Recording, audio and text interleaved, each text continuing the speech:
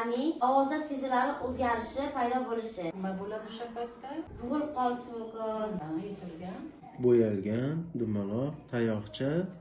O'pka osti diafragma kengayib, qorin osti shishadi, to'g'ri nafas. Ko'rsatib ber. Qani amalda ko'rsatib berchi bola.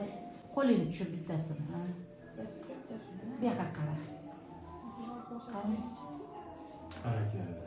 Endi shuni yarimtalik qilishimiz kerak. Yarimtalik qilish uchun Aha. bitta tayoqcha qo'yishimiz. Barakalla. Undan keyin nima kelar ekan? Undan keyin mi keladi. Aha.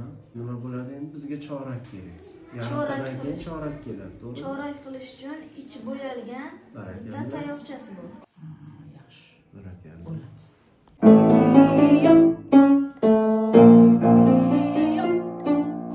Yopiq ovozda, ochiq ovozda mashq bilan qilamiz. Nima belgisi bor ekan?